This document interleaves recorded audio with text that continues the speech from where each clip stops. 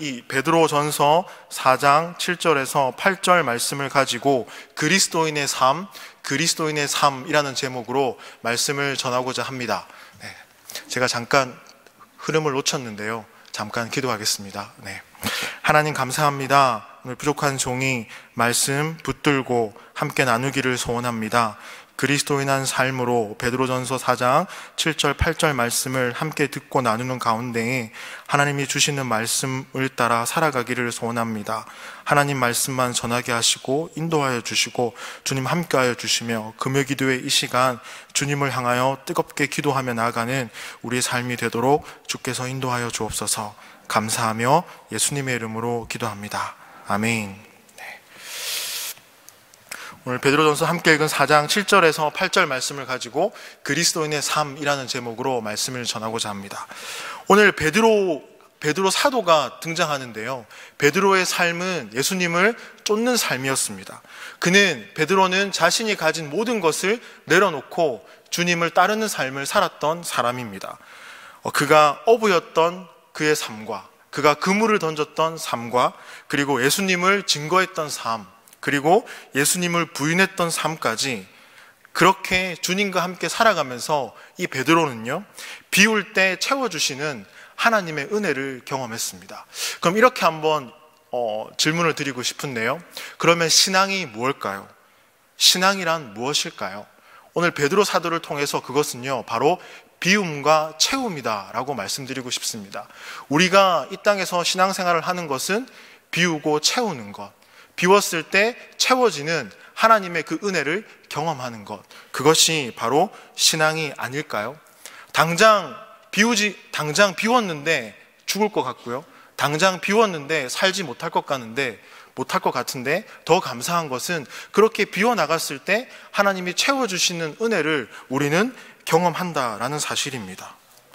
그런데요, 우리는 연약하기 때문에, 부족하기 때문에 우리는 그 상황에서 갈등하고 계산을 합니다. 그리고 의심하게 됩니다. 주님, 비웠을 때 내 인생 괜찮아집니까? 주님, 내가 비웠을 때 내 인생은 어떻게 되죠? 주님이 채워주실 건가요? 이런 생각이 듭니다. 왜요? 주님께서 채워줬다는 걸 경험하지만 이렇게 흔들리는 것이 우리의 신앙이기 때문입니다. 저뿐만 아니라 오늘 본문에 등장하는 베드로도 예외가 아니었습니다. 그도 똑같이 우리와 동일하게 흔들리는 삶을 살았던 사람입니다. 그런데요, 지난날 우리의 삶을 한번 돌아봤으면 좋겠습니다. 정말 영적으로 불타올랐고 뜨겁게 주님을 만났고 사랑했던 적 있으시죠? 없으신가요? 한 분만 대답해 주시네요. 감사합니다. 정말 저도 20대 때 정말 즐겨 불렀던 찬양이 있습니다. 주님 한 분만으로 나는 만족해, 나의 모든 것 대신 주님 찬양해, 나의 영원한 생명 되신 예수님 목소리 높여 찬양해. 뒤에 더 하고 싶은데 음이 좀 틀릴까봐 그랬는데요. 아무튼 주님 한 분만으로 저는 만족합니다. 예수님 한 분만으로 저는 살고 싶습니다. 주님의 그 십자가 지고 제가 가겠습니다. 주님, 저는 나를 부인하는 삶을 살겠습니다. 나는 이제 주를 위해 살겠습니다. 결단하고 결심하고 살았던 그 20대의 삶이 있습니다. 그런데 주님과 마주하는 시간이 20대 때 참 많았거든요. 그 시간마다 그런 고백을 했죠. 주님, 저와 함께 해주십시오. 주님 보내신 그곳에 가겠습니다. 그런데 시간이 지날수록 그 비움보다는 내가 채움에 집착하고 있는 저의 모습을 어느 날 발견하게 되었습니다. 구별된 백성이고 구별된 자녀로 하나님이 불러주셨는데 지금은 교역자, 목사의 삶을 살아가고 있는데 하나님의 그 채움이 있는데 내가 나의 채움을 그것을 구하고 살아가는 내 모습을 볼 때 내가 정말 세상과 다를 바가 없는 사람이구나 라는 생각이 들었습니다. 그리고 때로는 세상보다 못한 결정을 하는 저를 바라볼 때 참 믿음 없구나 라는 생각이 들었습니다. 오늘 여기 오후 때 설교를 준비하고 있는데요, 한 저의 사랑하는 후배가 저를 찾아왔습니다. 이쪽 경남 지역에 그게 뭐죠? 외근을 나왔다가 저를 찾아왔는데요. 형님 동생 하는 사이인데요. 저랑 이런저런 얘기를 하다가 교회 그 청년부 담당 목사님이 끝까지 만나달라고 해서 자기를 만나줬답니다. 그래서 제가 그랬습니다. 그 목사님과 정말 나처럼 이렇게 친하게 지내면 좋겠다라고 했습니다. 그랬더니 이 친구가 저에게 이렇게 말해줬습니다. 그 목사님은 정도의 길을 가고 있다고 내가 느껴서 조금은 거북한데 형은 그런 느낌이 들지 않아서 참 좋은 것 같아, 이런 말을 하더라고요. 그러면서 칭찬이야 형, 이러더라고요. 아, 칭찬이라고? 나도 정도의 길을 갔거든. 나도 신학대학원을 졸업하고 나도 지금 아이들을 가르치고 있는데 그게 뭐야? 그랬더니 편안함이 더 있다고 얘기를 하더라고요. 아, 그래? 그래서 조금 마음은 상했습니다. 그래도 아, 내가 그렇게 세상과 비슷하게 가고 있구나. 이 친구한테 내가 목사지만 편한 사람으로 또 인식되어져 가고 있구나. 내가 잘못한 건 있지 않나? 그런 생각이 들면서 한 중등부 친구와의 신방에서의 그 사건이 생각이 났는데요. 이 중등부 친구 이제 중학교 3학년인데요. 이 친구가 저를 찾아와서 이렇게 말을 하더라고요. 목사님, 우리 반에서 교회 다니는 친구는 저 한 사람밖에 없습니다. 다른 친구들에게 예수님을 전한다는 거 불가능합니다. 그 가운데서 어떻게 제가 친구들에게 복음을 전할까요? 한 번도 해본 적은 없는데요. 그런데 한 가지 느낀 건 이 친구들과 제가 다르지 않고 똑같다는 것을 제가 느꼈습니다. 제가 그나마 교회 다니면 제 언어 생활, 학교 생활, 집에서의 생활 뭔가 달라야 되는데 똑같다는 걸 제가 느꼈습니다. 그래서 이렇게 살다가 목사님 죽을 것 같습니다. 아, 진짜? 그럼 어떻게? 말씀대로 제대로 한번 살아보고 싶습니다. 그래? 그러면 너 어떻게 하면 될까? 목사님이 강조하셨잖아요. 바이블 타임 매일 할게요. 성경 읽독 도전해 보겠습니다.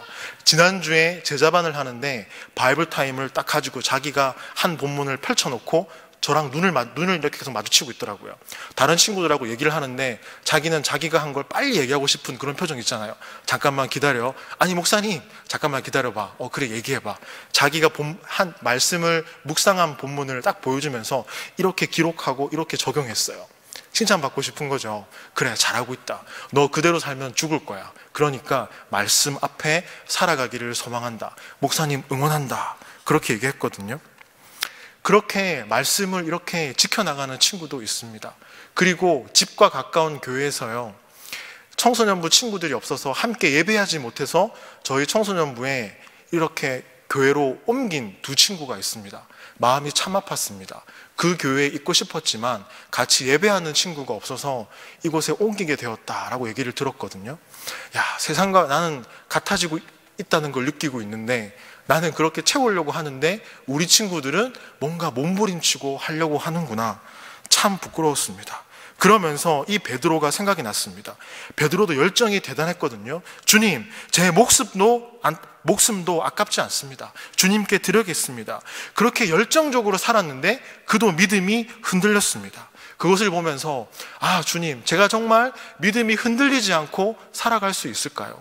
모르긴 몰라도 이렇게 믿음이 흔들리는 삶을 살아가는 게 우리의 삶이지 않습니까? 제 자신에게 그렇게 물었습니다. 장승범, 믿음 흔들리지 않고 살아갈 자신 있니? 그때 주님이 옆에서 이렇게 말씀해 주시는 것 같았어요. 아니야, 나를 바라보면 괜찮아. 흔들리는 그 가운데 내가 있잖아. 아, 그래, 주님 바라보고 살아가는 거구나. 그 사실을 깨달으며 설교를 준비하게 되었습니다. 그렇게 하나님만 바라보고 살아가는 저와 여러분 되기를 소망합니다. 아멘. 그런데요, 그렇게 믿음이 흔들렸던 이 베드로가 예수님의 죽음과 부활을 목격하면서 그의 인생이 조금씩 변하기 시작합니다. 바로 성령 충만을 경험하면서 그의 삶이 조금씩 변하기 시작합니다. 사복음서에 나타난 베드로의 모습을 우리 너무나 잘 알고 있지만 한번 생각해 보십시오. 어떻습니까? 우리가 처음 주님을 만났을 때에 그 뜨거움이 있었습니다. 왜냐하면 베드로는요, 열정은 많았는데 실수가 많았거든요. 사명감과 부르심에 불탔는데 두려웠거든요. 뭔가 결정하기 힘들고 어렵고 사복음서에 나타난 베드로의 모습은 그렇습니다. 그런데 오늘 우리가 함께 읽은 이 베드로 전서에 나와 있는 이 베드로와 마주하면요, 그때의 그 모습은 없습니다. 그럼 어떤 모습이 있냐면요, 조금은 성숙되어지고 조금은 성장하고 조금은 주님 앞에 성령 충만도 경험했기 때문에 무엇이 그리스도의 사람인가를 알아가는 신앙의 내공이 있는 한 사람이 있습니다. 그 사람이 바로 베드로인데요. 당시 소아시아 지역은 많은 핍박과 고난이 있었습니다. 로마가 이제 기독교를 핍박하고 있었을 때 소아시아 지역, 지금의 터키 지역까지 그 고난과 핍박이 내려오고 있었거든요. 그래서 여기에 살고 있는 이 소아시아 지역의 그리스도인들은요, 되게 괴로웠습니다. 언젠가 우리가 그 핍박을, 언젠가 우리가 그 고난을 받을 건데 너무 두렵고 힘들었습니다. 그러한 상황 가운데서 이 베드로는요, 이 베드로 전서를 통해서, 이 서자가 편지 서자거든요. 그러면 편지지 않습니까? 보내는 사람, 받는 사람이 있습니다. 그래서 소아시아 지역에 힘들게, 이방 세계에서 힘들게 신앙생활을 했던 이 사람들에게 위로의 편지, 소망의 편지를 보내주고 싶었습니다. 그게 바로 베드로 전서입니다. 베드로 전서의 별명이 소망과 위로의 편지거든요. 그러면서 우리가 함께 읽진 않았지만요, 1장 1절 말씀을 한번 다 같이 읽어보겠습니다. 1장 1절, 베드로전서 1장 1절입니다. 시작. 예수 그리스도의 사도 베드로는 본도, 갈라디아, 갑바도기아, 아시아와 비두니아에 흩어진 나그네. 베드로는요, 지금 그 지역에 흩어져 있는 사람들에게 편지를 쓰면서 한 가지 표현을 하는데요, 바로 나그네라는 표현을 합니다. 이 나그네라는 표현을 들었을 때, 언젠가 어릴 때 저희 아버지와 함께 노래방에 갔을 때요, 아버지가 불렀던 가요가 생각이 났습니다. 인생은, 제가 나그네 길, 어디서 왔다가 어디로 가는가, 이 노래가 생각이 났습니다. 아, 믿지 않는 사람들도 인생을 나그네라고 표현하는데, 이 사도 베드로도 지금 고난과 핍박 가운데 있는 이 사람을 향해서 나그네라고 표현을 하고 있구나. 그것도 흩어진 나그네. 야, 정말 맞는 표현이다 라는 생각이 들었습니다. 성경에 나와 있는 많은 사람들은요, 모세도 그렇고요, 사랑의 사도 요한도 그렇고요, 베드로 서신을 쓴 베드로도 그렇고요, 복음의 전달자 바울도 그렇고요, 모두가 다 하나님이 부르셨지만 결국 죽음을 경험한 사람들이었습니다. 하나님의 부르심 앞에 결국 다 죽는 것이 우리의 인생이기에 이 베드로가 그것을 알고 나그네라는 표현을 쓰지 않았을까? 그런 생각이 문득 제 마음 가운데 들었습니다. 그렇습니다. 어쩌면 슬픈 일이죠. 태어나자마자 죽음을 향해 간다는 것, 슬프지 않을까요? 그렇지만 죽음이 있다고 하지만, 한계가 있지만, 그래서 우리는 더 겸손할 수밖에 없다고 생각합니다. 그런데 믿지 않는 사람들은 어떻습니까? 더 박수 받는 자리로 가고 싶어 하고요, 더 위로 올라가려고 합니다. 그런데 이 땅에서 살아가는 우리는요, 나그네입니다. 그런데 그냥 베드로 사도가 우리를 이 땅에 살아가는 그리스도인들이요, 그대들은 나그네입니다 라고 표현하면 위로가 별로 되지 않거든요. 그런데 베드로 사도는 나그네인데, 어떤 나그네냐면 베드로전서 2장 9절입니다. 다 같이 한번 베드로전서 2장 9절을 읽어보겠습니다. 시작. 그러나 너희는 택하신 족속이요, 왕같은 제사장들이요, 거룩한 나라요, 그의 소유가 된 백성이니 이는 너희를 어두운 데서 불러내어 그의 기이한 빛에 들어가게 하시니에 아름다운 덕을 선포하게 하려 하심이라. 우리가 어떤 나그네입니까? 저를 한번 따라해 주십시오. 택하신 나그네, 거룩한 나그네, 구별된 나그네, 특별한 나그네. 그 옆 사람에게 이렇게 얘기해 보겠습니다. 당신은 거룩한 나그네입니다. 네, 아멘. 믿지 않는 사람들은 나그네 인생입니다. 그런데 우리의 인생은요, 구별된 나그네입니다. 얼마나 위로가 되는 말인지 모르겠습니다. 함께 읽은 2장 9절 말씀처럼요, 주님의 부르심을 받아 택함을 받아 그의 소유된 거룩한 구별된 나그네다라고 우리를 향해 말씀합니다. 아, 가슴 뛰지 않습니까? 누가 작곡한 이 가사도 인생은 나그네 길이라고 하는데, 우리는 그 길이 아니라 구별된 길을 가는 그 나그네 인생입니다. 그렇다면 오늘 사도 베드로는요, 우리에게 이 구별된 나그네의 삶을 살아가는 게 있어서 어떻게 살아가야 할까에 대해서 우리에게 말씀해 주고 있습니다. 1장 15절 말씀을 다 같이 한번 읽어보겠습니다. 베드로전서 1장 15절입니다. 시작. 오직 너희를 부르신 거룩한 이처럼 너희도 모든 행실에 거룩한 자가 되라. 아멘. 우리를 부르신 하나님이 거룩하니 우리의 삶도 거룩해라 라고 주님은 말씀합니다. 거룩하게 사세요. 뭔가 좀 부담스럽지 않으십니까? 저는 이 본문과 마주할 때 되게 부담스러웠거든요. 거룩하게 살아가는 것, 이게 정말 쉬울까? 그러면서 한 친구와의 그 신방을 통해서 또 한 번 이 거룩하게 사는 것의 출발이 어디인가를 제가 좀 깨닫게 되었는데요. 한 친구가 방학 때 중학교 3학년인데 이제 고1이 되거든요. 새벽 기도를 일주일을 나오기 시작했습니다. 제가 인도하는 날 나왔더라고요. 그 다음날 제가 못 나왔거든요. 그래서 그 친구가 문자가 왔습니다. 목사님 오늘 새벽 기도 안 보이시던데 이렇게 문자가 왔습니다. 나오라는 거지요. 그래서 하나님은 대단하신 것 같습니다. 그 다음날 새벽 기도에 나갔거든요. 그 친구 옆에 앉았습니다. 훌쩍훌쩍 거리며 기도하더라고요. 그래서 그때는 이유를 물어보지 않았습니다. 그래서 아침에 10시에 만나서 던킹 도너츠에 가서 따뜻한 우유를 한잔하면서 그 친구랑 얘기를 했습니다. 뭐가 그렇게 힘들어서 기도했니? 라고 물었습니다. 그래서 이 친구가 하는 말이, 저는 이제 이제 고등학교 1학년이 되는데 고등학교에 올라가면 성경 말씀 읽을 시간이 턱없이 부족하잖아요. 예배 오지 못할 시간도 있잖아요. 그래서 목사님, 시간 날 때 지금 새벽에 나와서 말씀 읽고 기도하면서 하나님을 더 만나기를 원합니다. 그렇게 저한테 얘기를 하더라고요. 저 굉장한 도전을 받았습니다. 네가 나보다 낫다. 제가 그렇게 얘기해 줬거든요. 그래, 그게 바로 거룩히 살아가는 것 시작이 아닐까요? 하나님을 마주하는 자리를 사모하는 것, 그 마주하는 자리에서 하나님의 말씀과 마주하고 기도하는 것, 그것이 바로 거룩하게 사는 것의 출발이 아닐까요?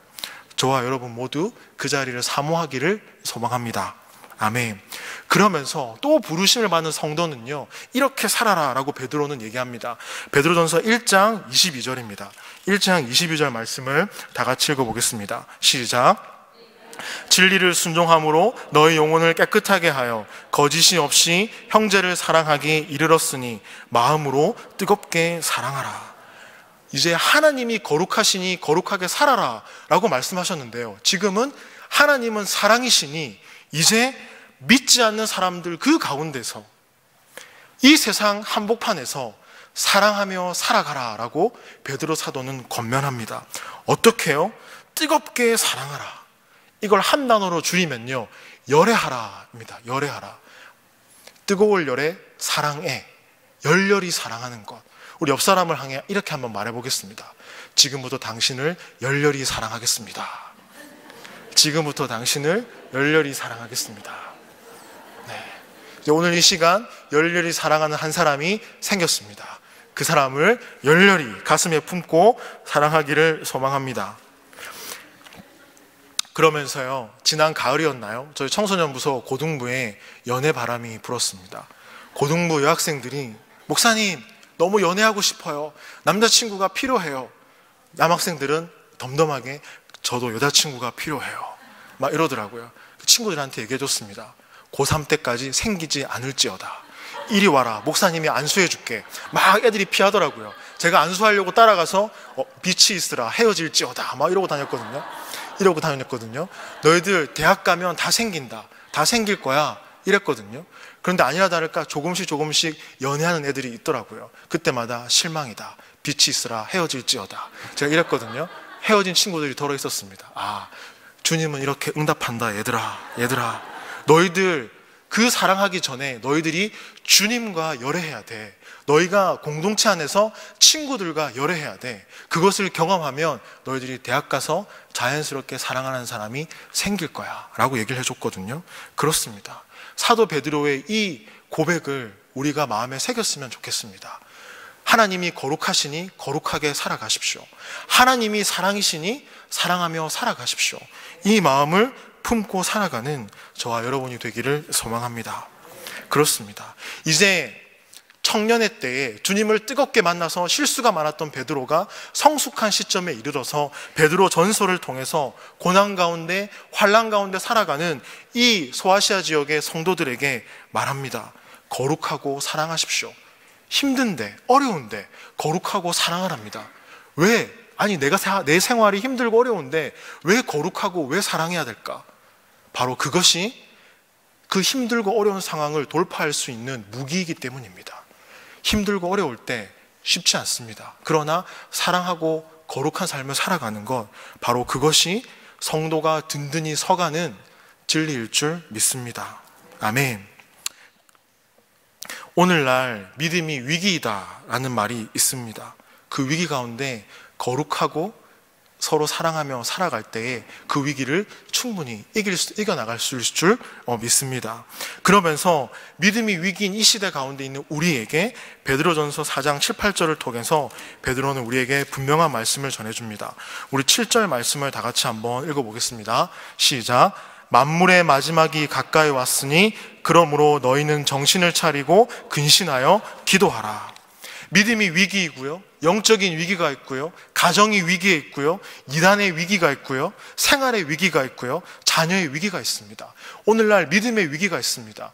주님이 살아계신 그 증거를 보여주십시오. 아이들도 말합니다. 주님이 살아있다는 증거를 내 눈앞에 보여주십시오 라고 말합니다. 이찬수 목사님이 설교 중에 본인의 자녀, 아들이 그렇게 물었답니다. 주님이 살아있다는 거 아버지 알려주세요. 목사님이 그랬습니다. 설명하기 정말 곤란한 질문이었다 라고 설교 시간에 얘기하더라고요. 마찬가지입니다. 저도 아이들에게 그 살아계심을 증명하고 말해주지만 쉽지 않습니다. 설득되어지지 않습니다. 그 설득되어지지 않는 그 상황 속에서, 그 위기 상황 속에서 오늘 베드로 사도는 우리에게 분명히 말합니다. 만물이 마지막이 가까이 왔으니 그러므로 너희는 정신을 차리고 근신하여 기도하라. 고난과 환난 가운데 살았던 소아시아 지역의 그 성도들에게 말합니다. 여러분, 기도하십시오. 그 상황을 이겨나갈 수 있는 것 기도밖에 없습니다. 그 위기에 놓여져 있는 그것을 이겨나가는 것 기도밖에 없습니다. 그 상황이, 박해 상황이 얼마나 힘들었는지, 얼마나 처절했는지 우리는 알 수는 없지만 그 소아시아 지역의 고난받는 성도의 삶을 생각해 보면서 우리 청소년부 친구들의 삶이 생각이 났습니다. 청소년들의 삶, 힘들까요? 괜찮을까요? 어떻다고 생각하십니까? 청소년 친구들에게요, 너 한 주 뭐 하고 지냈니? 너 뭐 했어? 너 오늘은 어떻게 지냈어? 라고 물으면 답은 간단합니다. 잘 지냈어요. 그저 그래요. 그냥요. 똑같아요. 학원 점점점 스트레스 점점점 별 표현을 하지 않습니다. 그리고 친구들 한 사람 한 사람을 신방하고 다니면서 사연 있는 친구들이 많다는 사실을 알았습니다.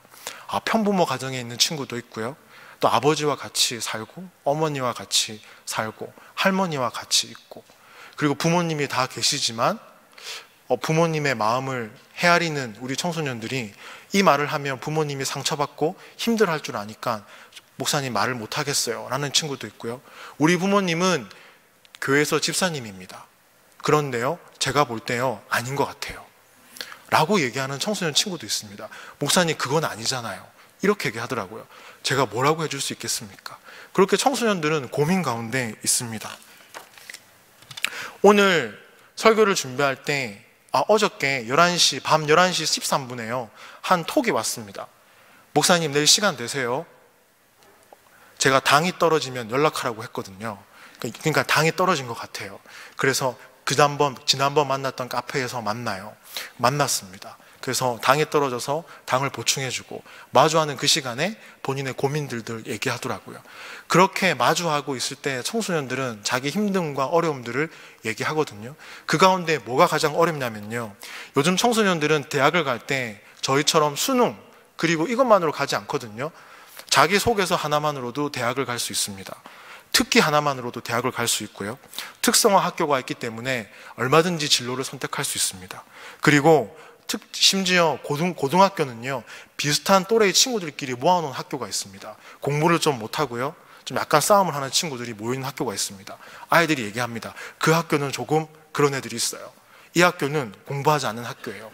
그렇게 모아서 사회가 그렇게 만들고 있더라고요. 그러면서 점점 우리 청소년 친구들의 생각과 판단을 한 번에 옳게 내려야 된다는 것을 강조하는 사회가 되어져 가고 있습니다. 청소년 시기에 시행착오를 경험해야 되는데요, 시행착오를 경험하지 못하고요, 정답을 얘기해라고 오늘날 교육은 현실은 말하고 있습니다. 우리의 자녀들은 어떤가요? 자녀들이 정답을 얘기하길 원하십니까? 아니면 시행착오를 통해서 실패도 경험해 보길 원하십니까? 그 시행착오를 경험해야 되는데 경험하지 않는 그 상황 가운데서 아이들은 고민하고 또 고민합니다. 그 친구들을 마주할 때 가슴이 참 되게 쓰라리고 이렇게 아픔이 좀 느껴졌거든요. 오늘날 청년의 삶은 어떻습니까? 최저시급 7,530원. 2000년에 최저시급은요 1,500원이었습니다. 18년이 지났지만 7,530원요. 2018년 결혼을 하기 위해서 청년들이 준비해야 될 기본 금액은요 2억 3천만 원입니다. 경제적으로 맞벌이를 하지 않으면 자녀를 키울 수가 없습니다. 맞벌이를 선호하는 이유는요 경제적인 이유가 큽니다. 인구가 줄어들고요, 교회가 줄어들고요, 기성세대의 조기 은퇴는 예전부터 시작되었습니다.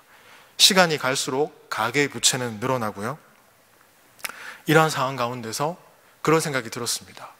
교회를 위해서 무언가 해주십시오 라고 말하는 것 정말 힘들지 않을까라는 생각이 들었습니다. 그 힘든 가운데 당연하게 하지 못하는 것, 그것이 당연하지 않을까? 그러면서 이런 생각이 들었습니다. 우리 할아버지 할머니 때는 어땠습니까? 교회를 정말 사랑하셨거든요. 그쵸? 다 공감하십니까? 자기가 가지고 있는 적금을 깨서라도 교회의 어려움과 성도의 어려움과 함께 했습니다. 그런데 오늘날 우리의 자녀들은 우리 부모님들의 희생과 동일하게 그 동일한 희생을 우리 부모님들에게 해줄까요? 그렇지 않다고 생각이 들었습니다. 그런 현실 가운데 살아가는 것이 우리가 아닐까요? 그러면 다시 본문으로 돌아가면요, 소아시아 지역의 그 상황도 넉넉하지 않았습니다. 힘들었습니다. 어려웠습니다. 이단들의 도전도 버거웠고요, 세상에 주는 즐거움들도 버거웠습니다. 오늘날 어떻습니까? 그렇지 않습니까? 제가 2016년도에 잠시 사역을 내려놨을 때 이삭교회에 가서 3부 예배를 드렸거든요. 이삭교회 3부 예배를 드리고요, 아내와 처음으로 주일날 야외로 나가봤습니다. 그때 쉬고 있었으니까요. 그런데 정말 사람들이 많더라고요. 가는 곳곳마다 놀러 나온 사람들이 정말 많더라고요. 그때 그런 생각이 들었습니다. 우리 교회에서 예배하고 있는 성도님들, 이 세상에 주는 즐거움을 포기하고 주님 앞에 서서 예배하는 모습들 정말 귀하고 감사하구나, 그런 생각이 참 많이 들었습니다. 세상은 그 가운데에 즐거움 가운데 있지만 우리 성도님들은 그 가운데 믿음을 지켜나가고 있구나, 그 생각이 참 많이 들면서 2007년에 한국 교회에 있었던 한 운동이 생각이 났습니다. 1907년도 평양 대부흥 운동을 아시나요? 그 100주년이 된 게 2007년이었거든요. 그때 한국 교회는요 3가지 슬로건을 걸고 기도했습니다. Again, 다시 1907년 그 부흥이요 다시 이곳에 임하게 해 주십시오 라고 교회마다 광장마다 곳곳에 모여서 기도하고 부르짖었습니다. 주님, 그 부흥이 이곳에 있게 해주십시오. 두 번째 슬로건은요 리바이벌이었습니다. 그 1907년의 부흥이 오늘 동일하게 있기를 소망합니다. 주님, 그 부흥이 한국에 있기를 소망합니다. 티까지 맞춰 입으면서 기도했거든요.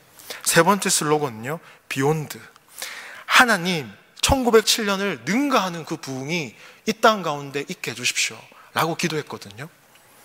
그런데요 11년이 지난 지금 어떻습니까? 한국교회에 부흥을 외쳤던 목사님들이 위기를 맞기 시작했습니다. 인터넷과 뉴스에 자주 등장하고요, 거기에 실망한 청년들이 교회를 떠나는 사건도 있었습니다. 가나안 성도 이야기라는 책이 시중에 나와 있거든요. 안 나가 성도. 교회는 청년들의 떠남에 대해서 고민하고 있습니다. 고신총회는요 2006년부터 2016년까지 10년의 기간 동안 주일학교 인원이 왜 줄었는가에 대해서 고민하고 대책을 세우고 있습니다. 오늘날 주일학교 26%가 감소했거든요. 이런 상황 가운데서 우리가 할 수 있는 동일한 고백이 있다면요, 소아시아 지역에 살았던 그분들과 우리와 정말 소망은 있을까? 정말 희망은 있을까? 이런 생각이 들지 않겠습니까? 저는 본문을 읽으면서 그런 생각이 참 많이 들었습니다. 그런데 오늘 베드로 사도는요, 오늘 읽었던 4장 7절에서 번개와 같은 정말 우리 마음 가운데 천둥을 치는 말을 하고 있습니다. 근신하여 기도하라. 정신 차리고 기도해라 라고 우리에게 말씀하고 있습니다. 다음 세대가 교회를 덜 사랑하고요, 가정이 무너지는 것, 우리가 어떻게 할 수 없습니다. 인구가 감소하고 청년들이 교회를 떠나는 것, 공동체를 누가 실족해서 떠나는 것, 우리가 할 수 없습니다. 그럼 이 상황 가운데서 정말 전문가가 딱 등장해서 해답은 이겁니다, 이렇게 하십시오, 될까요? 아닙니다. 되지 않다고 생각합니다. 오늘 베드로는 너무나 간단하지만 충격적인 말을 하고 있습니다. 정신을 차리고, 마지막이 가까이 왔으니 그러므로 너희는 정신을 차리고 근신하라. 근신하여 기도하라. 기도밖에 답이 없다라는 사실입니다. 아, 주님, 기도밖에 답이 없습니까? 마음이 무너질 것 같더라고요. 많은 사람들이 해답을 제시하지만 기도밖에 답이 없다고요? 아, 정말 그렇습니까? 그렇습니까? 이제 2월 14일부터요, 사순절이 시작됩니다.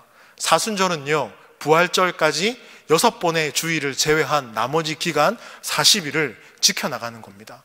주님이 가신 그 길을 묵상하고 기도하면서 보내는 시간이 사순절의 기간입니다. 이 사순절을 보내야 될 때 우리가 어떻게 보내야 될까요? 제 마음 가운데 그런 생각이 들었습니다. 제가 앞에 또 기도했지만요, 말씀을 드렸지만요, 개인적으로 사순절 40일 동안 내 가운데 특세를 하면 좋지 않을까라는 생각이 들었습니다. 옆 사람에게 한번 얘기해 보겠습니다. 40일 특세 같이 하실래요? 아멘. 사순절을 기도하며 보내기를 소망합니다. 무엇을 기도해야 될까요? 하나님, 우리의 자녀들의 믿음을 회복시켜 주십시오. 하나님, 우리의 발걸음을 공동체로, 교회로 인도하여 주십시오. 하나님, 무너진 우리의 신앙을 다시 복음 앞에 세워 주십시오. 하나님, 말씀 붙들고 기도하는 자리를 사모하도록 인도해 주십시오. 하나님, 이 공동체에 회복을 주시옵소서. 다시 복음 앞에 돌아가는 것, 이것이 정말 우리 가운데 필요하지 않겠습니까? 그런데 세상의 가치관이라는 벽 앞에, 사단이 주는 그 유혹의 벽 앞에 우리는 무너질 수 없습니다. 이제 우리가 할 수 있는 것은요, 기도밖에 없습니다. 그러면서 베드로 사도는 말합니다.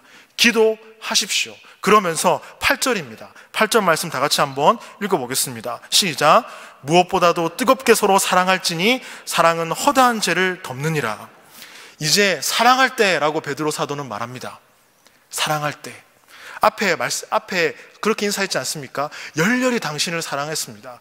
옆에 있는 분들 꼭 기억해 주십시오. 열렬히 사랑한다는 그 고백 마음에 담아서요, 그렇게 우리에게 사랑하라라고 말합니다. 누군가의 잘못과 허물을 지적한다고 해서 변할 수 있는 게 있겠습니까? 하나도 없습니다. 우리는요, 모두 들키지 않는 죄인입니다. 들키지 않았지 모두가 죄인입니다. 그런데 감사한 것은요, 우리 모두 어떻게 해요? 용서받은 죄인입니다. 그래서 우리 가운데 은혜가 있습니다. 그래서 우리가 지체를 사랑해야 합니다. 어떻게 해요? 뜨겁게요. 다음 주가 명절입니다. 가족들이 모이지요? 뜨겁게 사랑하십시오. 벽하게 포옹해 주시고요, 안아주시고요, 마음껏 축복해 주시기를 소망합니다. 그렇습니다. 지금은요, 기도할 때입니다. 사랑할 때입니다. 거룩한 나그네로 부름받은 우리가 할 것, 그것이 바로 기도할 때, 사랑할 때입니다. 이 말씀 붙들고 오늘 금요일 기도의 시간 다 같이 한 목소리로 뜨겁게 기도하는 저와 여러분이 되기를 소망합니다. 아멘. 다 같이 기도하겠습니다. 우리 이렇게 기도했으면 좋겠습니다. 하나님, 믿음이 위기고요, 가정이 위기고요, 하나님, 위기의 삶 가운데 있습니다. 그렇지만 베드로 전설을 통해서 하나님 오늘 우리에게 말씀해 주셨습니다. 거룩한 나그네로 부름받은 우리의 삶이 이제는 기도할 때라고, 이제는 사랑할 때라고, 그것을 포기하지 않고 기도와 사랑의 자리로 나가는 우리가 되게 해달라고 우리 한 목소리로 다 같이 기도하겠습니다. 사랑하는 하나님, 감사를 드립니다. 하나님, 우리를 구별된 나그네, 거룩한 나그네로 불러주시니 하나님 감사를 드립니다. 베드로 사도는 우리에게 간곡히 부탁합니다. 이제 정신을 차리고 근신하여 기도하라. 이제는 기도할 때입니다. 이제는 사랑할 때입니다. 무언가로도 답을 얻을 수가 없습니다. 기도할 수밖에 없습니다. 그 하나님 앞에 기도할 수밖에 없습니다. 하나님, 사순절을 보낼 때에 기도하기를 소망합니다. 하나님이 걸어가신 그 고난의 그 길을 묵상하며 하나님께 기도하기를 소망합니다. 어떻게 해요? 온 맘 다해. 한 소경이 다윗의 자손 예수여 나를 불쌍히 여기소서라고 고백했던 것처럼 우리의 그 기도 속에 우리의 마음을 담아 우리의 간절함을 담아 기도하기를 소망합니다. 하나님, 우리를 만나 주시옵소서. 함께하여 주시옵소서.